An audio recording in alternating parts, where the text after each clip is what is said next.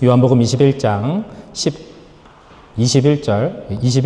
15절에서 19절의 말씀, 나를 따르라 라는 제 말씀으로 함께 말씀을 나누겠습니다. 오늘은 개역개정의 성경인데요. 저 여러분이 한 절씩 교독하여 읽겠습니다. 제가 15절을 읽습니다. 그들이 조밥 먹은 후에 예수께서 시몬 베드로에게 이르시되 요한의 아들 시몬아, 내가 이 사람들보다 나를 더 사랑하느냐 하시니 이르되 주님 그러하나이다. 내가 주님을 사랑하는 줄 주님께서 아시나이다. 이르시되 내 어린 양을 먹이라 하시고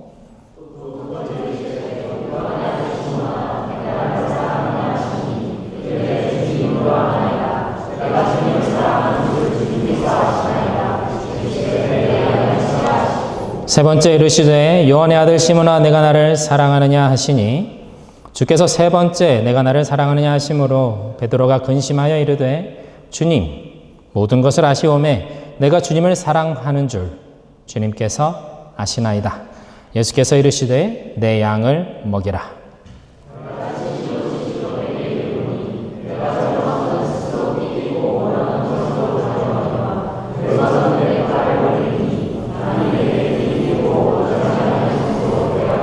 함께 읽습니다. 이 말씀을 하심은 베드로가 어떠한 죽음으로 하나님께 영광을 돌릴 것을 가리키심이로라. 이 말씀을 하시고 베드로에게 이르시되 나를 따르라 하시니.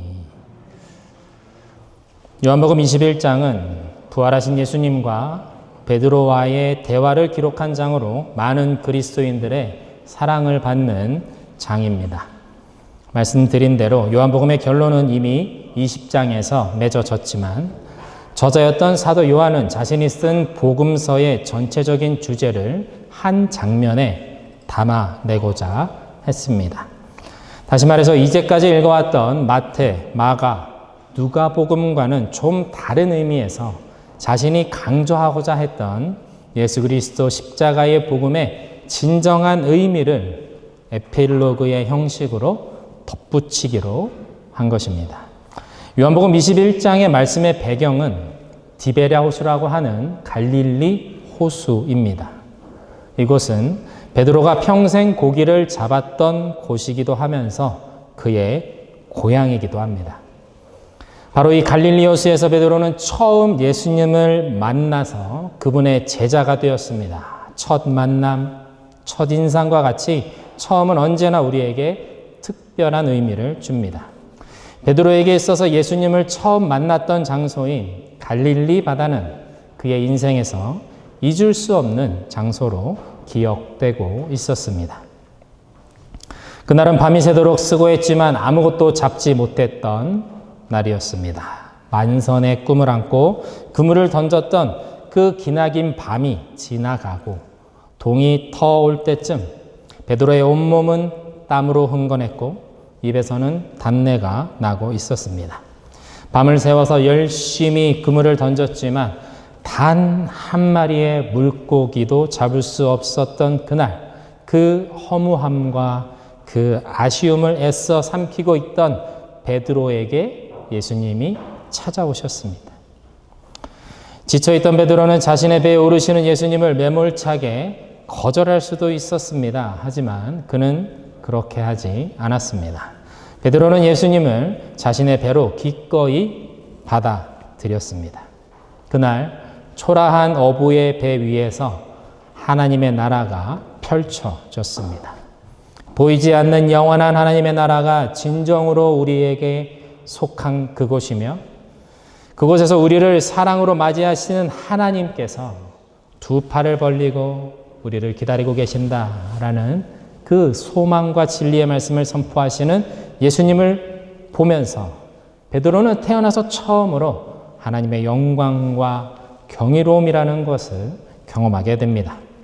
그리고 이어서 깊은 곳에 가서 그물을 던지라는 그 예수님의 말씀에 의지해서 그물을 내렸을 때 그는 수많은 물고기를 잡게 되는 놀라운 기적 또한 맛보게 되었습니다. 베드로는 그날 그렇게 자신의 배에 찾아오셨던 주님의 모습을 아주 또렷하게 기억하고 있었습니다. 요한복음 21장은 부활하신 예수님과 베드로의 대화에 이 요한복음 전체의 주제를 세밀하게 담아 보려고 노력합니다. 예수님과 베드로의 대화는 아주 정교하게 세팅된 배경 안에서 이루어집니다. 베드로가 갈릴리로 돌아가서 물고기를 잡으려고 했지만 한 마리도 잡을 수 없었던 바로 그 순간이 다시 찾아오게 되고, 그때 부활하신 예수님을 다시 만나게 됩니다. 예수님을 배반했던 날 밤에 추위를 쫓기 위해서 피워졌던 숯불, 그 숯불이 예수님과 다시 재회하는 그 자리에 등장하는 것에서 예수님과 베드로의 대화는 더욱 빛나게 되는 것입니다. 이러한 상징과 배경은 요한복음에서 전반적으로 드러나고 있는 삼위일체 하나님으로서 사람의 몸을 입고 이 땅에 오신 예수님과 그 예수님을 전심으로 사랑하며 따라가고자 하지만 그 큰 격차를 자신의 힘으로는 결코 따라가지 못해서 마침내 예수님을 3번이나 저주하고 부인하고 말았던 그 베드로의 모습을 통해서 아주 선명하게 그 복음의 의미를 열어내고 있는 것입니다. 사도 요한은 베드로와 예수님과의 이 만남, 그리고 주고받는 대화를 통해서 복음이 무엇인지, 예수님께서 십자가와 부활을 통해서 도대체 우리 삶 가운데 열어내신 것은 그럼 무엇인지를 압축적으로 보여주고자 하는 것이죠. 오늘 보면 15절의 말씀을 우리 한 번 더 같이 읽어보겠습니다. 시작. 그들이 조밥 먹은 후에 예수께서 시몬 베드로에게 이르시되 요한의 아들 시몬아, 내가 이 사람들보다 나를 더 사랑하느냐 하시니 이르되 주님 그러하나이다. 내가 주님을 사랑하는 줄 주님께서 아시나이다. 이르시되 내 어린 양을 먹이라 하시고, 예수님의 질문은 요한의 아들 시몬아로 시작됩니다. 이 요한의 아들 시몬아라고 베드로를 부르시는 이 장면은 요한복음 1장 42절에 근거하고 있습니다. 예수님께서 직접 시몬이라고 불리웠던 이 베드로의 이름을 게바, 곧 지금의 베드로라는 이름으로 바꿔주셨기 때문에 그렇습니다. 어부였던 베드로는 예수님을 만나서 자신의 존재가 통째로 변화하는 것을 경험합니다. 예수님께서는 베드로에게 반석이라는 이름을 주시고 그가 고백하는 그 믿음 위에 교회를 세울 것이다, 그렇게 약속해 주셨습니다.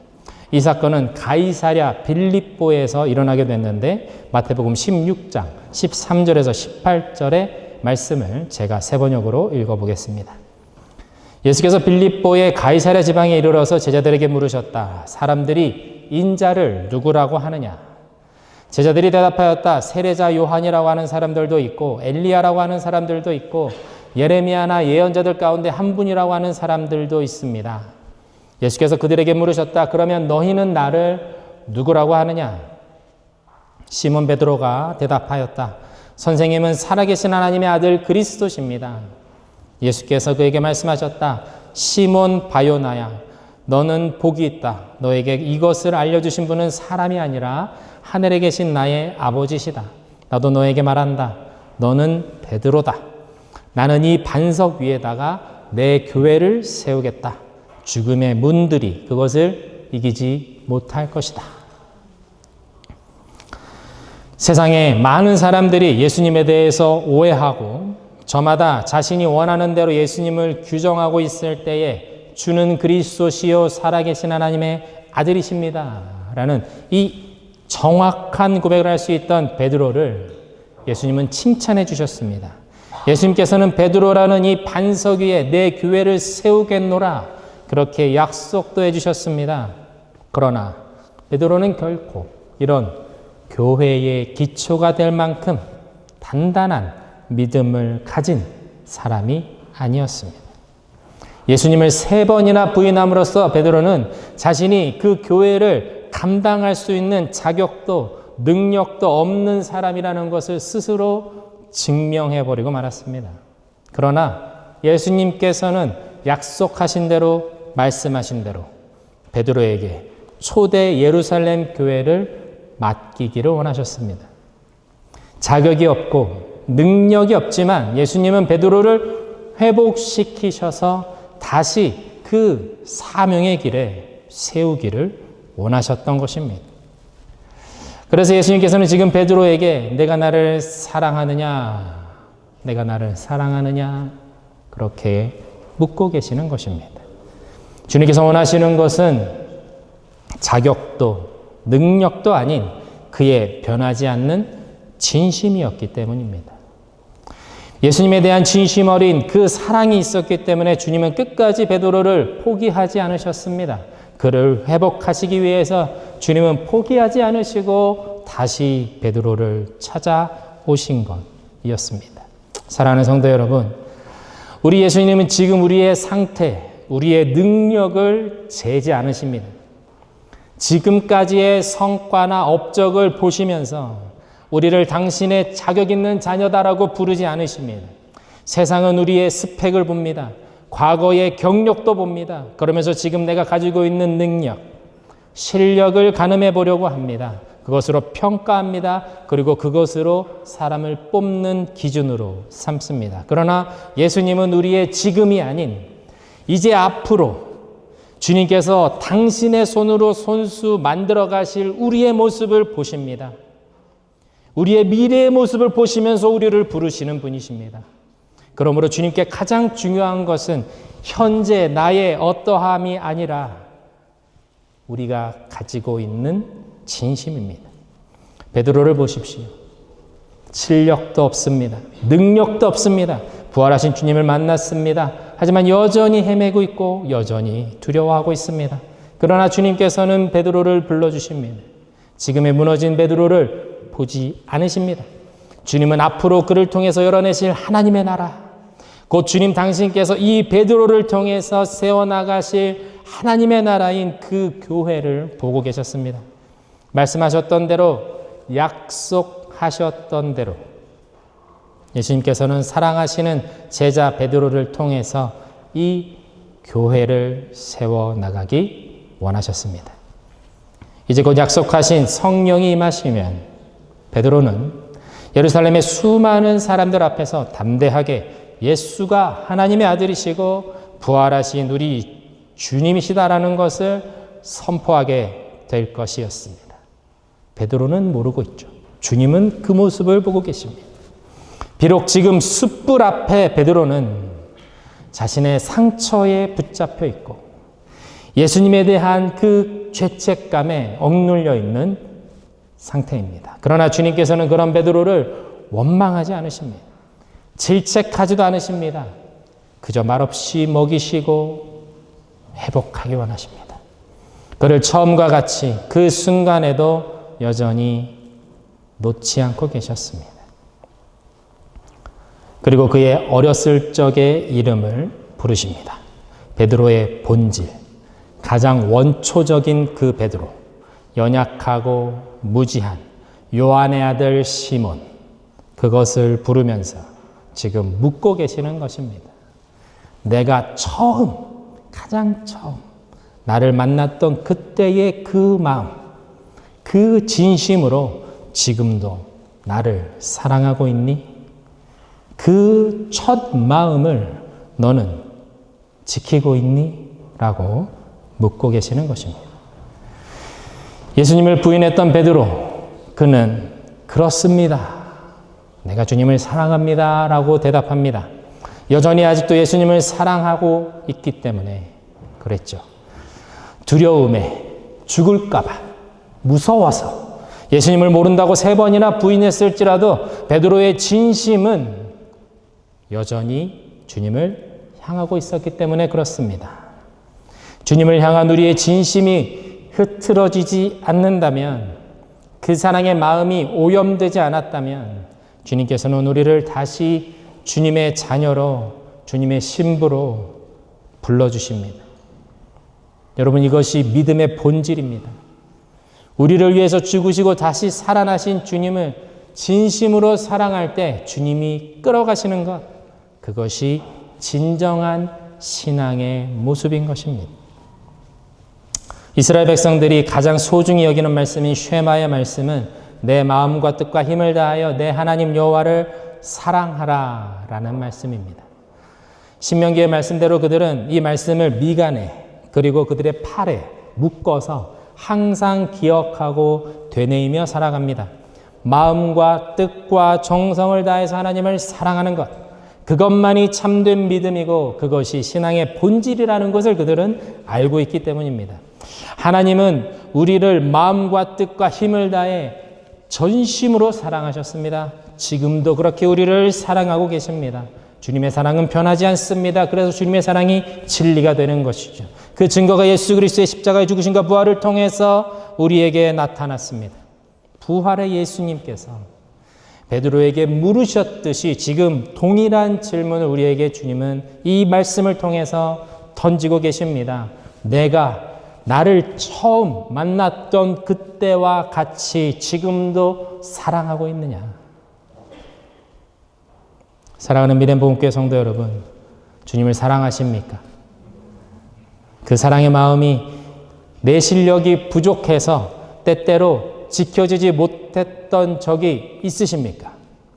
그래서 혹시 베드로처럼 자책하며 주님으로부터 한 발 물러서 계시는 분이 혹시 이곳에 계십니까? 여기 주님의 십자가 앞에서 여전히 그 마음이 진실되다면, 여전히 주님을 향한 사랑이 내 안에 있다면 다시 일어서시기를 축원드립니다. 주님을 향한 그 사랑의 진심을 결코 포기하거나 내려놓지 마시기를 축원드립니다. 그 진심을 가지고 다시 한번 일어나서 주님 앞에 나아가시는 여러분 되시기를 주님의 이름으로 축원드립니다. 베드로를 향한 예수님의 질문은 3번 반복되었습니다.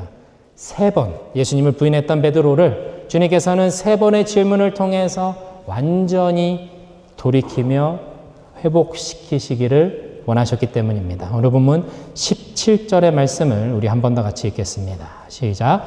3번째 이르시되 요한의 아들 시몬아 내가 나를 사랑하느냐 하시니 주께서 3번째 내가 나를 사랑하느냐 하심으로 베드로가 근심하여 이르되 주님 모든 것을 아시오매 내가 주님을 사랑하는 줄을 주님께서 아시나이다. 예수께서 이르시되 내 양을 먹이라. 이 3번째 반복되는 질문 앞에 베드로의 불안감이 드러납니다. 그가 가지고 있던 죄책감이 올라왔기 때문입니다. 베드로는 고백합니다. 주님께서 모든 것을 아십니다. 그가 가지고 있던 그 연약함, 주님 아시지 않습니까? 라는 말이었습니다. 나의 실패를 주님, 당신께서는 이미 다 알고 계시지 않습니까? 라는 말이었습니다. 그렇습니다. 주님께서는 베드로의 그 연약함, 그가 무너질 것을 이미 알고 계셨습니다. 그래서 베드로에게 내가 나를 3번 오늘 밤 부인하게 될 것이다 라고까지 말씀해 주셨던 것입니다. 마태복음 26장 31절에서 35절의 말씀을 제가 읽겠습니다.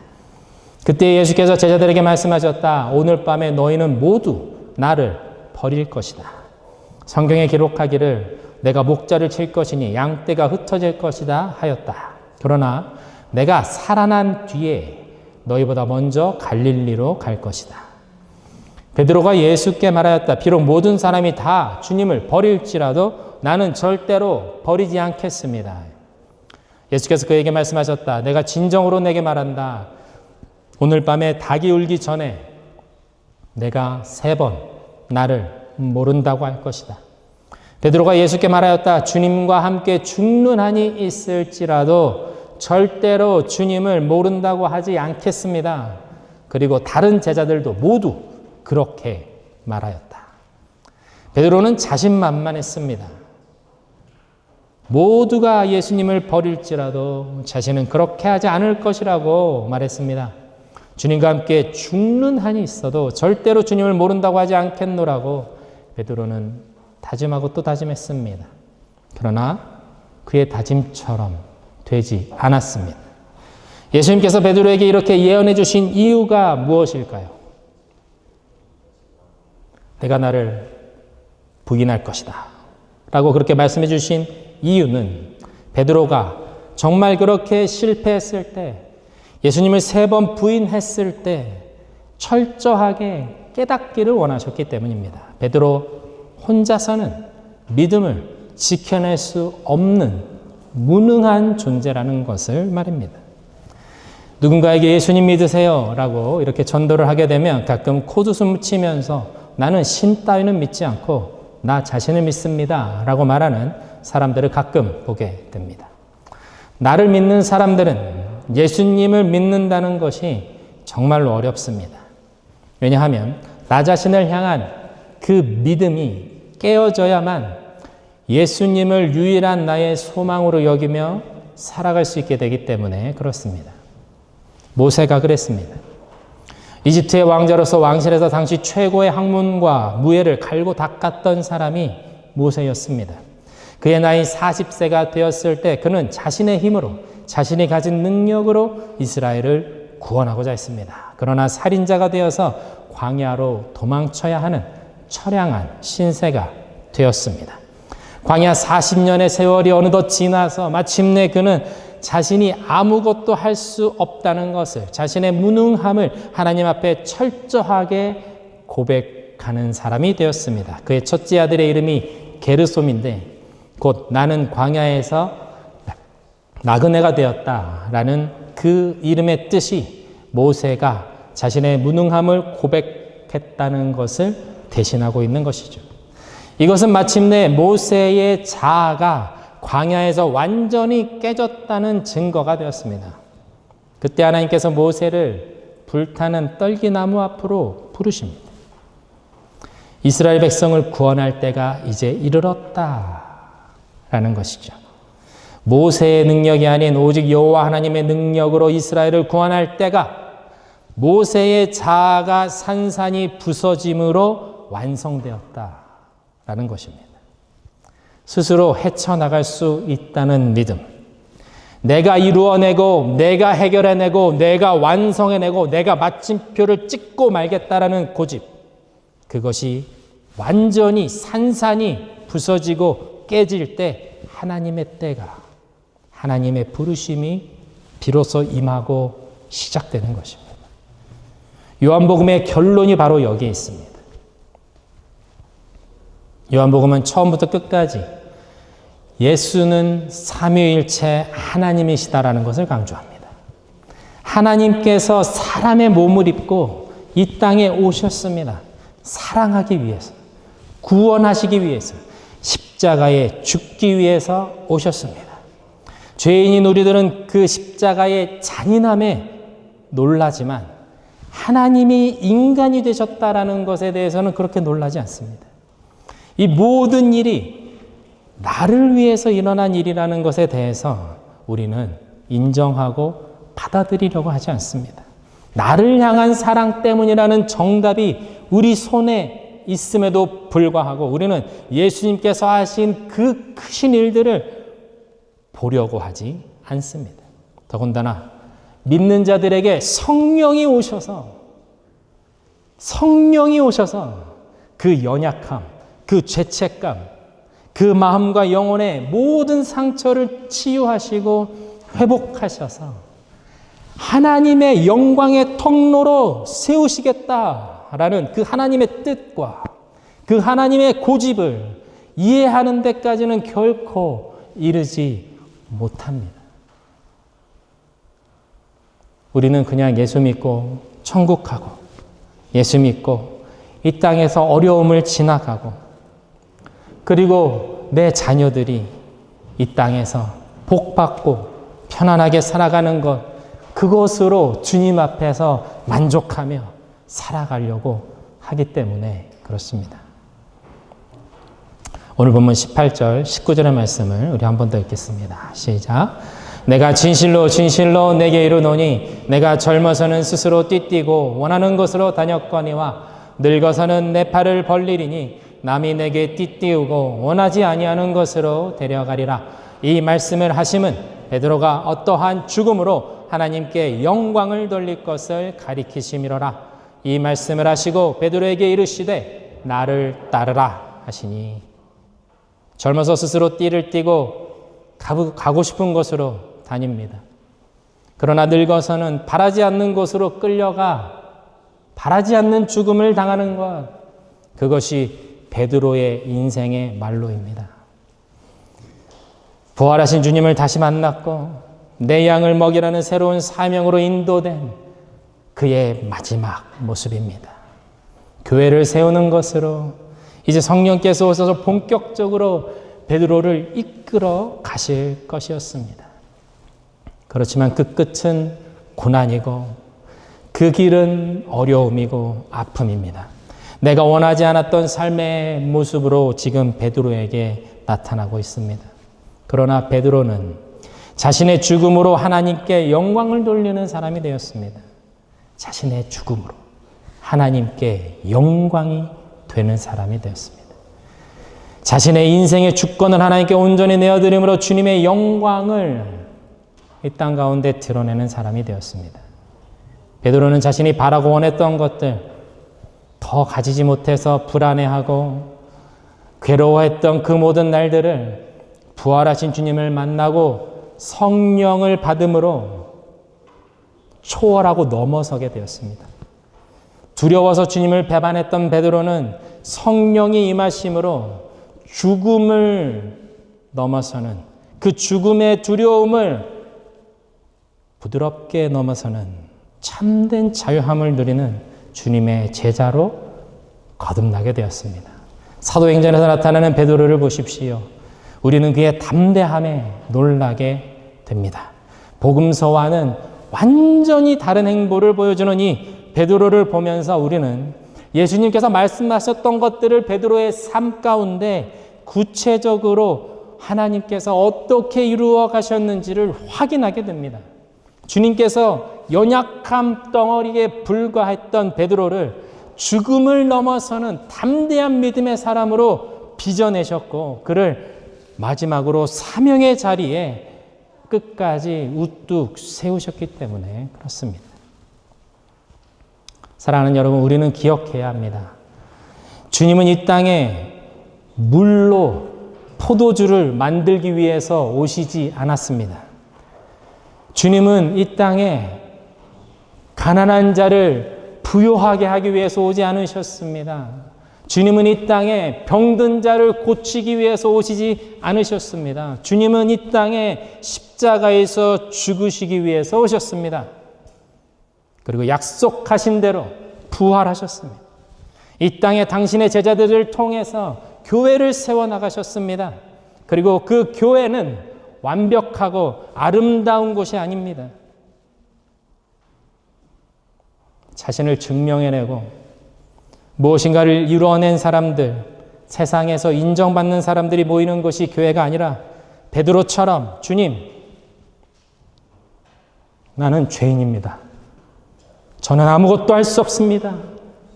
그렇게 고백하며 주님께 자신의 연약함을 마음껏 드러내고 자신을 내어드리는, 더 내어드리기를 원하는 그 사람들이 모이는 곳이 됩니다. 그리스도인, 예수 그리스도를 주로 고백하며 따르는 사람들은 예수 그리스도가 유일한 소망이 되는 사람들입니다. 우리 찬양팀 앞으로 잠깐 모시겠습니다. 그리스도인은 나는 아무것도 할 수 없다. 주님이 없으면 내 삶은 의미가 없습니다. 그렇게 눈물로 고백하는 사람들입니다. 우리는 결코 우리 힘으로 구원에 이를 수 없습니다. 성령을 더욱 의지하고 믿음으로 나를 온전히 주님께 내어 맡겨야 합니다. 나를 내려놓고 내 자아가 깨지고 내 자아가 산산이 부서지는 그 자리에서 주님께서 새로운 일을 이루십니다. 주님을 온전히 의지하는 사람들을 통해서 하나님은 당신의 살아계심을 세상 가운데 나타내시는 분이십니다. 사랑하는 여러분, 그 진심을 지켜나가시기를 축원드립니다. 여러분이 더 나은 사람이 되는 것이 아니라, 여러분이 더 능력 있는 사람이 되는 것이 아니라 여러분의 무능력함을 고백하며 주님을 더욱 사랑하기를 갈망하는 여러분이 되시기를 축원합니다. 그때 우리 삶의 자리에 참된 복음의 의미가 깨달아지게 될 걸로 믿습니다. 우리 연약함 가운데 찾아오시는 그 주님을 더욱 의지하는 저와 여러분 되시기를 주님의 이름으로 축원드립니다. 이 시간 함께 찬양하겠습니다. 나는 아무것도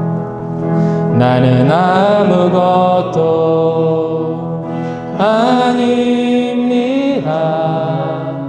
주님의 사랑이 없으면 아무것도 모릅니다. 주님의 지혜가 없으면 나는 아무것도 못합니다. 나는 아무것도 못합니다. 주님의 능력이 없으면 나는 한순간도 못 삽니다. 주님의 생명이 없으면 이제 내가 사는 것 아니요. 그리스도 내 안에 사시니 오직 그의 생명이 나의 생명, 나의 모든 날들도 주의 것. 나는 오직 한 분 바랍니다.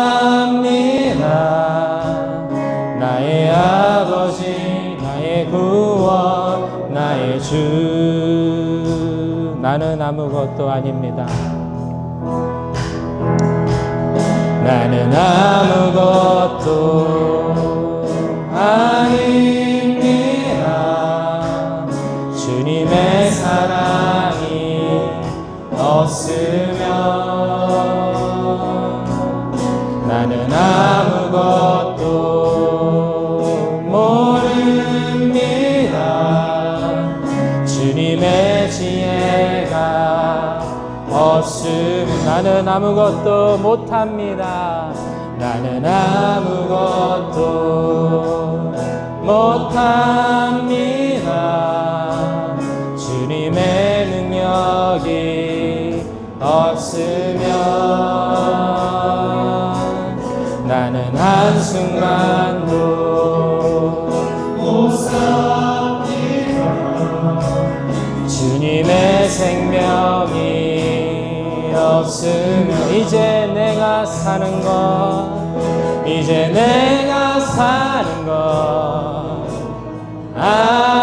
아니요.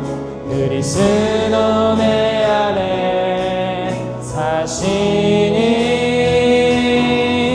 오직 그의 생명이 나의 생명, 나의 모든 날들도 이제 내가 사는 건 아니요. 이제 내가 사는 것 그리스도 내 안에 사시니 그리스도 내 안에 사시니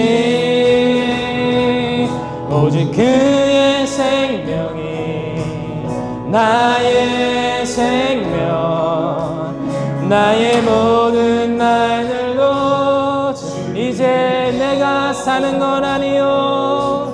이제 내가 사는 건 아니요. 그리스도 내 안에 사시니 오직 그의 생명이 나의 생명,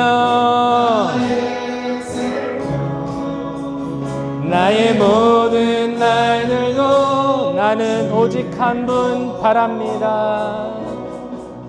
나는 오직 한 분 바랍니다.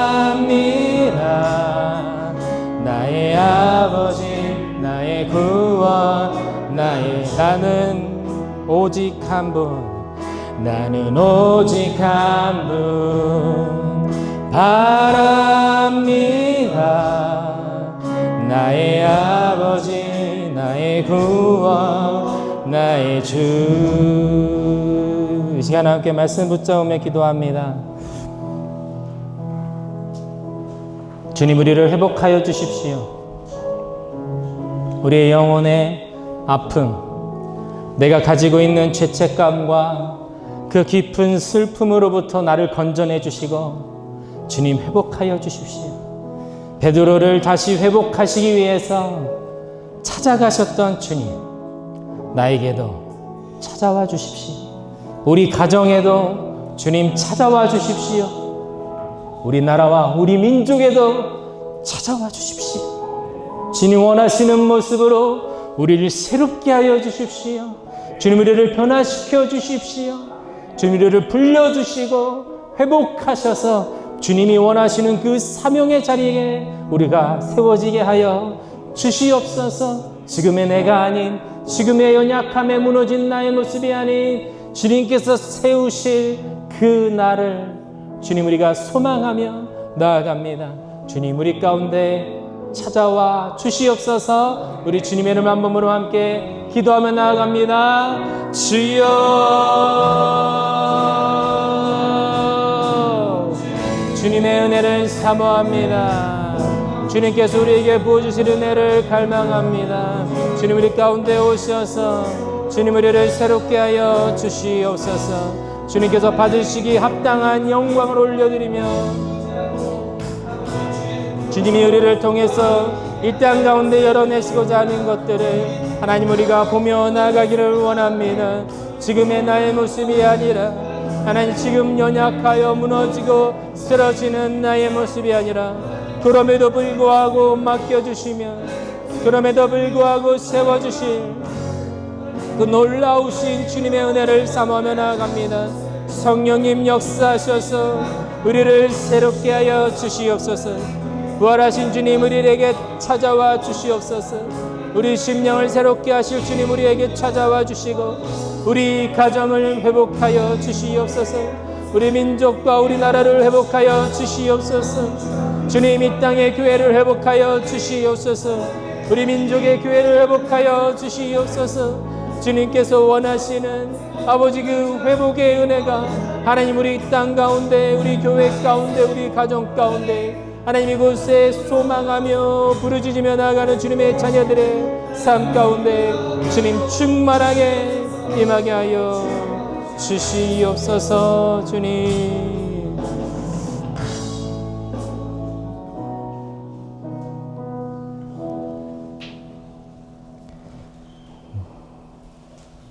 내 아버지 그 품 안에서 내 영혼은 안전합니다. 주 손길로 내 삶을 안으시니 그 평강이 나를 덮습니다. 나 비록 넘어지며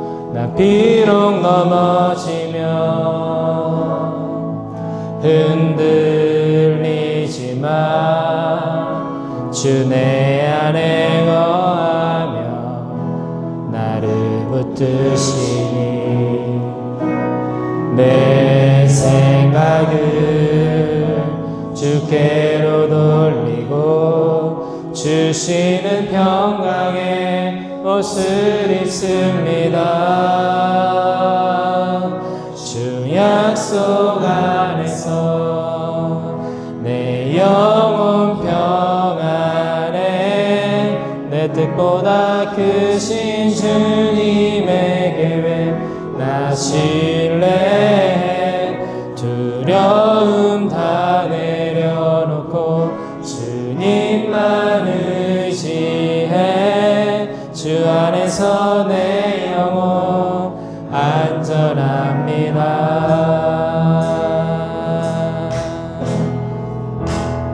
아버지 그 품 안에서 아버지 그 품 안에 내 영혼은 안전합니다. 내 영혼은 안전합니다. 여러분 믿으십니까? 주 손길로 내 삶을 안으시니 그 평강이 나를 덮습니다. 나 비록 넘어지면 흔들리지만 주 내 안에 거하며 나를 붙드시니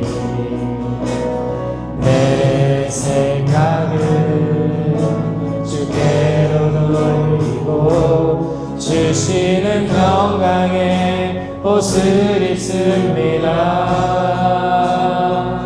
주 약속 안에서 내 영혼 평안에 내 뜻보다 크신 주님의 길 나 신뢰해 두려움 다 내려놓고 주님만 의지해 주 안에서 내 영혼 주 약속 안에서 주 약속 안에서 내 영혼 평안에 내 뜻보다 크신 주님의 계획 나 신뢰해 두려움 다 내려놓고 주님만 의지해 주 안에서 내 영혼 안전합니다. 우리 한 번 더 기도할 텐데요. 이렇게 고백하면 좋겠습니다. 하나님, 나의 힘으로 나의 능력으로 되지 않음을 고백합니다. 하나님, 제 앞에 많은 과제들이 놓여 있습니다. 제가 해야 될 것들, 하나님, 제가 완수해야 될 사명들, 그런 일들이 많이 있습니다. 하나님, 그렇지만 하나님, 이것들이 나의 힘으로 나의 능력으로 되지 않음을 하나님 내가 고백합니다. 지금까지 그렇게 살아왔던 시간 하나님 내가 회개합니다. 주님께서 이끄셨으니 이제는 주님께서 더 전적으로 나의 삶을 인도해 주시기를 원합니다. 깨달아지게 하시고 주님 돌이키게 하여 주십시오. 주님께서 내 삶 가운데 맺으시는 열매들을 내가 보기를 원합니다. 나의 힘과 나의 능력이 아니라 주님께서 오셔서 주님께서 하시는 일들을 내가 보기를 원합니다. 내 삶이 주님의 역사의 장이 되기를 원합니다. 내 삶이 주님의 살아계심이 드러나는 계시의 현장이 되기를 원합니다. 내가 주님의 살아계심을 증거하는 그 삶이 되기를 원합니다. 주님, 나에게 오셔서 말씀하시고 역사하여 주시옵소서. 우리 주님의 이름 한번 부르며 말씀 붙잡고 한 번 더 기도하며 나가겠습니다.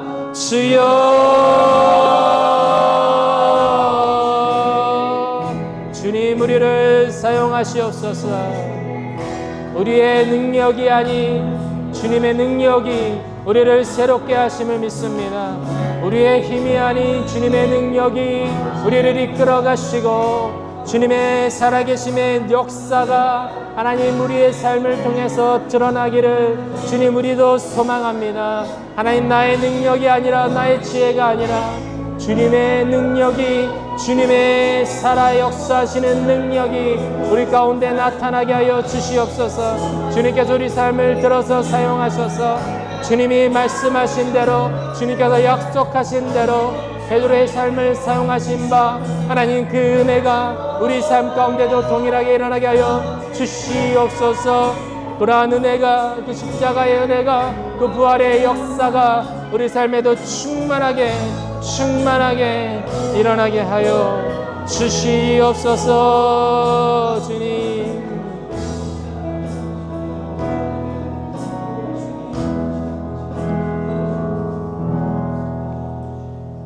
사랑의 하나님, 감사합니다. 우리의 연약함보다 주님께서 우리를 통해 이루실 일들을 바라봅니다. 우리의 무너진 그 인생의 흔적들보다 주님께서 우리 안에서 새롭게 행하실 놀라운 은혜들을 바라봅니다. 그 은혜를 찬양합니다. 오늘보다 내일 더 주님 안에서 기쁨으로 살아가는 우리들이 되게 하여 주시옵소서.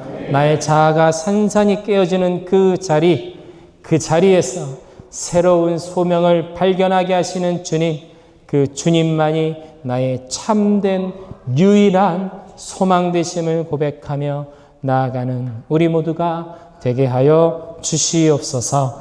예수님의 이름으로 기도드립니다. 아멘.